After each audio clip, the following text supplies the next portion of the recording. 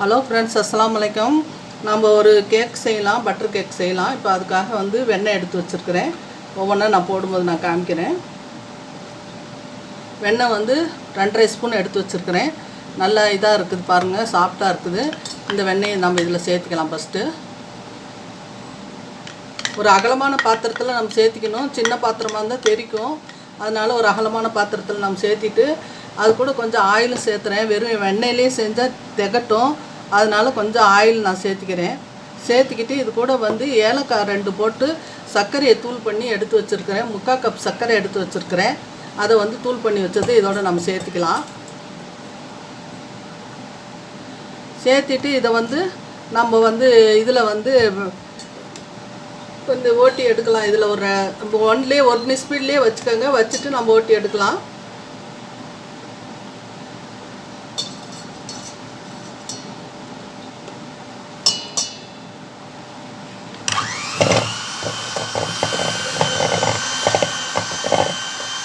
நல்லா இது ஓட்டி நல்லா இது வர்ற வரைக்கும் நம்ம நல்லா மாவு மாதிரி வெண்ணெயாக வர்ற வரைக்கும் நம்ம ஓட்டி எடுக்கலாம். இதை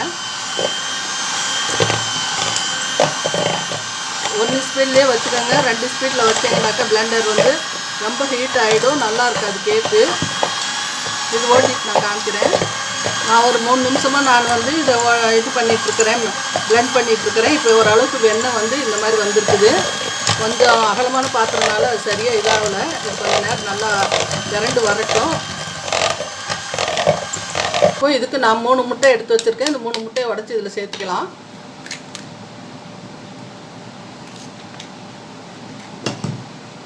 மூணு முட்டையை உடச்சி ஊற்றிட்டு ஒரு 5 நிமிஷம் நம்ம வந்து பிளெண்ட் பண்ணி எடுத்துக்கலாம்.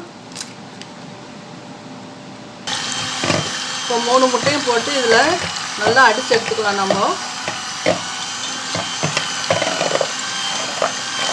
நல்லா நுர பொருங்கி வர அளவுக்கு நம்ம அடித்து எடுத்துக்கிட்டோம்னா தான் நல்லாயிருக்கும்.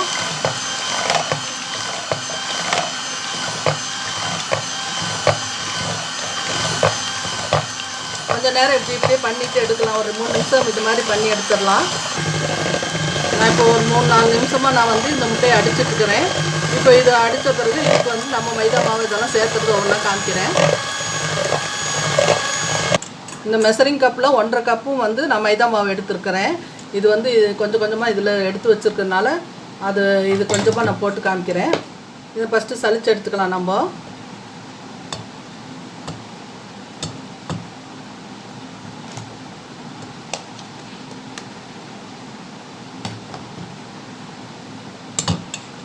பேக்கிங் சோடா வந்து 1 ஸ்பூன் எடுத்து வச்சுருக்கேன். ஸ்பூனில் எடுத்தேன், அது வந்து இந்த கிண்ணத்திலே கொட்டிடுச்சு. அதனால் அதில் போடுறேன். Baking soda 1 spoon, baking powder 1 spoon போட்டிருக்கேன். பேக்கிங் சோடா வந்து 2 பிஞ்சு நான் சேர்த்துறேன். தூள் உப்பு 1 பிஞ்சு நான் சேர்த்துறேன். சேர்த்திட்டு இது கூட வந்து 10 ரூபா பாக்கெட் பால் பவுட்ரு 1 சேர்த்திக்கிறேன். நான்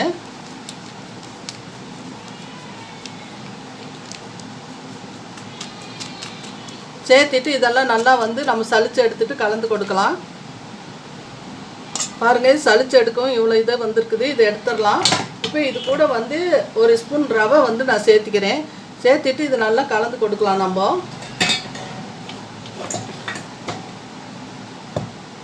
ஒன் சைடாகவே நம்ம கலந்து எடுத்துக்கலாம். கொஞ்சம் கொஞ்சமாக அப்படியே லைட்டாக கலந்து கொடுங்க, இல்லை கட்டி தட்டிடும்.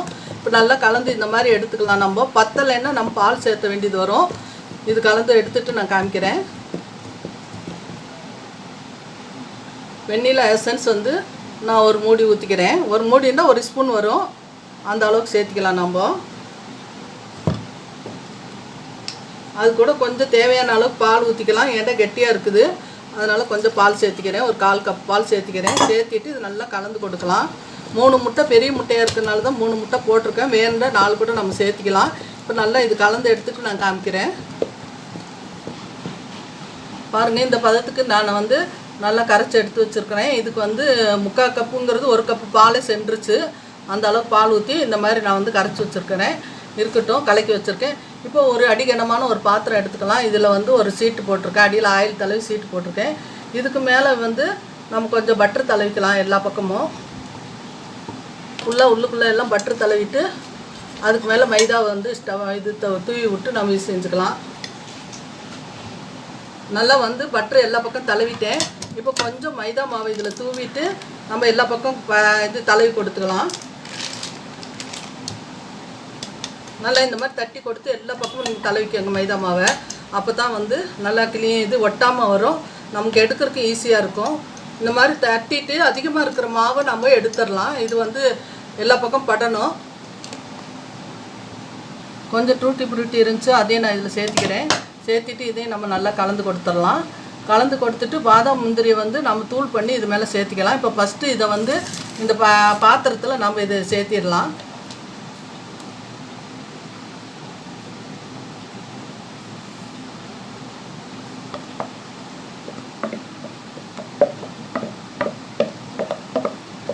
நல்லா இந்த அளவு பதமாக இருக்கணும். ரொம்ப தண்ணியாட்டம் இருந்தாலும் சீக்கிரமாக செட் ஆகாது, கெட்டியாக இருந்தாலும் கல் மாதிரி போயிடும். அதனால் இந்த பதத்துக்கு நம்ம கரைச்சி எடுத்துக்கணும், நம்ம மாவு வந்து கலந்து எடுத்துக்கணும். இப்போ எல்லாம் இதில் மாவு சேர்த்திட்டேன் நான். இப்போ லேசாக இதை நம்ம தட்டி கொடுத்துக்கலாம். ஏர் பப்புள் இருந்தால் எல்லாம் இதாகட்டும், ரிலீஸ் ஆகட்டும். இந்த மாதிரி தட்டி கொடுத்துட்டு நம்ம வந்து இந்த பாதாம் முந்திரி இதில் எடுத்து வச்சுருக்கிறேன். இதை வந்து நம்ம இந்த இதில் சேர்த்திக்கலாம். நம்ம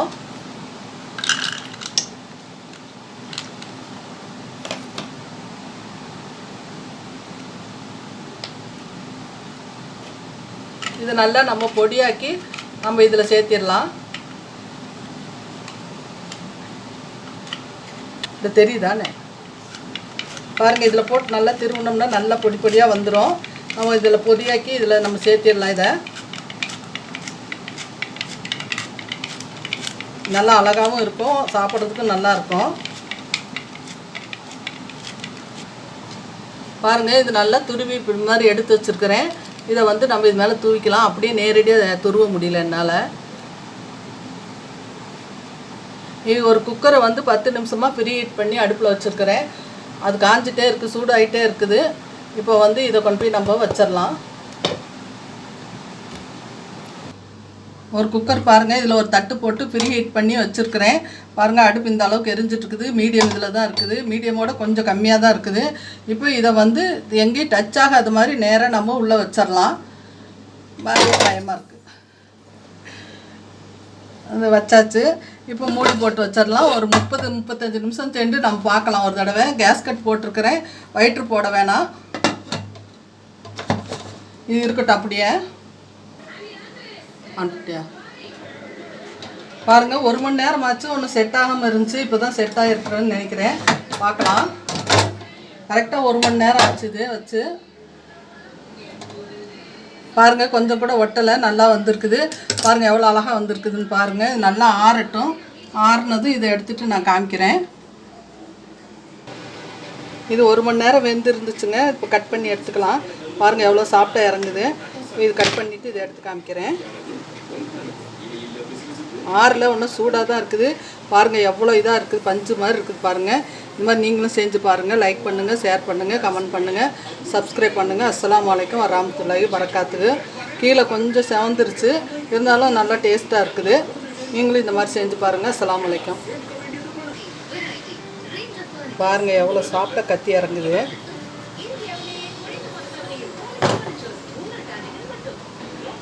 பாருங்கள் எப்படி இருக்குது.